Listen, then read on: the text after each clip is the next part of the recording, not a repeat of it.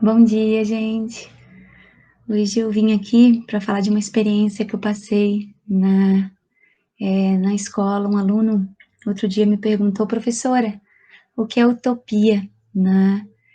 E eu passei em silêncio, assim, uns segundos, né, e respondi: "Utopia heróica é o semear de um vir-a-ser, né, um amanhã revolucionário, movido mesmo pelo homem para a construção de um real hoje". Então eu venho aqui, né, eu tô aqui hoje com vocês, assim, de forma simples, singela, para descrever um pouco, né, esse conceito filosófico de maneira sentinte mesmo, na concepção de que é possível, né, que um dia seja criado um dicionário filosófico bem vivente, né. Então vamos lá, conceituando hoje de maneira sentinte aí, não existe maneira equivocada, mas de maneira interior mesmo, o que seria, a utopia.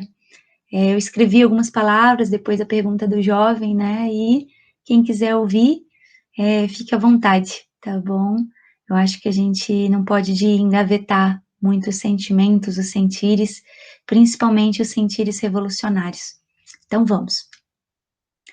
Há que se reconhecer que no espírito humano, em seu âmago, nuvens utópicas margeiam a realidade, parando sobre o céu terreno da existência. Em densa exigência e em claro apelo, a utopia, quando tensionada por uma paixão transformadora, explode em molhado sonho a tal ponto que os secos quadros minimizadores da rotina e as amortalhantes regras totalitárias e dogmáticas do cotidiano se desfazem em incontáveis fragmentos que, ressignificados, recompõem a tecedura da imaginação humana, o semear de um vir-a-ser. No âmbito da filosofia sentinte, entendemos a utopia como lugar de fronteira, um pensamento fronteiriço entre mundos, um território suspenso, não instalado no presente, não ilusoriamente perfeito, para além de um arquétipo ideal, mas um processo de melhoramento contínuo, um estado pleno de aperfeiçoamento, revolucionária justamente pelo seu devir antiparadigmático. Compreendemos que o perfeito não é o que basta a si mesmo. Isto, na melhor das hipóteses, é a perfeição de um sistema, e não de um ser, não de uma realidade. A viagem utópica que aqui nos debruçamos é uma aventura, é uma procura que, quando sensata, é feita não de maneira solitária e individual, mas em comunhão. Pensamos que esse trajeto humano em direção a um mundo novo reúne aspirantes, marinheiros, não peritos do mar e nem do céu, mas perfeitos num tempo imperfeito, ou seja, dispostos a arriscarem a própria vida, como diria Paulo Freire, para ousar imaginar algo melhor, ainda que este melhor jamais seja inteiramente atingido no sentido imanente do termo. Como bem expressou Freire, neste lugar de encontro, neste prelúdio de mundo novo, não há ignorantes absolutos, nem sábios absolutos, há homens que em comunhão buscam saber mais, transformar mais. Utopia é, portanto, o atravessamento, a inquietude, a tensão do mesmo com o outro. É uma filosofia ativa que não se recusa, não se escusa de filosofar. É o despertar de um fora de si que lhe faz ninhos metafísicos primeiro e, quando de maneira sábia, primeiro na alma. Um ensinamento de múltiplos sentidos, o espirituoso inacabamento que rompe as normas e barreiras do mundo, barreiras do mesmo. Emmanuel Levinas, né, naquela obra Entre Nós, ele muito bem observa o aburguesamento deste mesmo, desta complacência em si, que se volta contra a transcendência, na identidade do mesmo, no seu retorno a si, em que a razão identificável aspira ao seu acabamento, na identidade do mesmo, a qual o próprio pensamento aspira repouso, seria mister temer um entorpecimento, uma petrificação ou preguiça. A razão mais racional não é ela a vigília. No seio da vigília como estado, a vivacidade da vida é justamente este excesso, a ruptura do que contém pelo que não se pode ser contido, o despertar da consciência pela consciência do despertar não é a verdade, mas o permanente movimento. A filosofia não é um relato de uma ou mais experiências, e sim a linguagem da transcendência.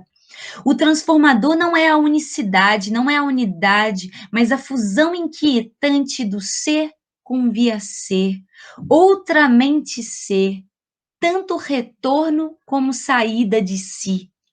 Entretanto, há que se notar que as ideias utópicas presentes em todos os períodos da história carregaram por vezes a equivocada sina de serem postas à margem da realidade, para além da fronteira do real, relegadas a um campo tão indefinível, tão intocável, no esquecido e distante não lugar dos pensamentos que se desvanecem diante da falta de materialidade. Entretanto, no decurso da humanidade, vemos que a energia transcendental do imaginário utópico age na prática de maneira tempestuosa, sacudindo todas as percepções da realidade, da história, criando um redemoinho epistemológico onde objetos e situações inexistentes ganham fôlego para caberem dentro do mundo, a partir do nascimento de uma ideia vivente. A beleza da vida encontra neste emaranhado fecundo de encontros e entre encontros. E a esta devemos reconhecer é mais íntima do risco e perigo da transcendência do que da presença de si a si da certeza. Deste estar inteiriço e constante do monólogo do mesmo. O estofo deste existir, engajado numa complexa rede de participações entre místicas, não se concretiza no êxito triunfal do homem sobre a sua condição, mas na própria tensão, na colcha de retalhos em que o devir condicional se assume como protagonista. O anonimato da existência ainda não assumida no dir-se-ia hoje nos revela o sabor de uma memória ainda não vivida, mas que insiste em presentificar-se.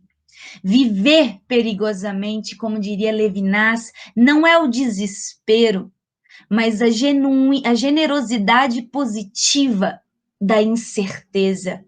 Ousar ser mais tanto nos amedronta quanto nos instiga.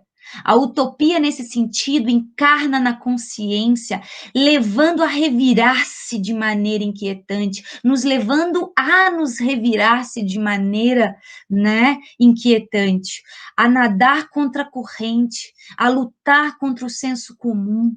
A utopia mistura-se à filosofia primeira, é o espírito dos novos tempos. É o quebrar do espelho das estruturas objetivas que tanto levaram a cabo a missão de acorrentar a humanidade do homem, reduzindo a consciência deste. Viver é precisamente poder pensar infinitamente mais do que se pensa. É preciso compreender que a existência irrigada de filosofia sentinte se banha nos afluentes da resistência, mergulha a alma no que não pode ser esquecido, a memória do que virá, a memória que ainda não existe.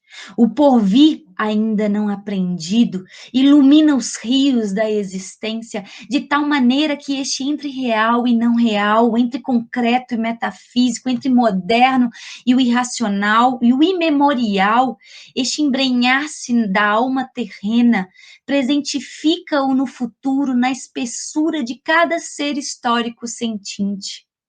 A vida, como bem sabemos, não está encerrada como num retrato, assim como o presente não está preso aos dogmas instituídos. Tudo que é vivente é essencialmente movimento para além de si. E assim como o pensamento que se toma consciência quando concebe a exterioridade para além de sua natureza, a existência presente só sente sua abrangência quando em liberdade se abre a múltiplas realidades sonhadas, a devires e existencialidades imaginadas. A realidade do hoje assegura sua marca no mundo, justamente por se envolver num constante devir, justamente por não ignorar os fronteiriços portais do entre-ser. A luz do presente, por mais sossobrada que nos pareça, revela a alma sua pátria no mundo das ideias bem-viventes. A exterioridade do presente ressoa na alma da humanidade, tal qual a consciência que o entre-ser sendo reconhece o amor natural do vindouro. Deste modo, a presença da utopia exaure o conteúdo da realidade, do palpável, do atingível. O concreto anuncia em suas entranhas o fascínio de uma vivência ainda não vivida, de algo doravante imprevisível, sentinte, revolucionário, que lhe atravessa em partes inteiramente, desconstruindo conceitos, preconceitos e paradigmas antichancelados. A realidade se assemelha ao calor afetivo do amor, que realiza a consciência do contentamento, desta plenitude fora de si. Por isso, desde logo há que compreendermos a necessidade de nos libertarmos das amarras da razão impessoal, que tenta suprimir o caráter transcendental do presente, transformando tudo que é fluido em cimento aprisionante. Buscar o presente como singularidade é como buscar o eu de maneira egóica, totalizante, e é esquecer a pluralidade das relações humanas e temporais que delineiam essa transcendência, a quem muitos chamam de vida.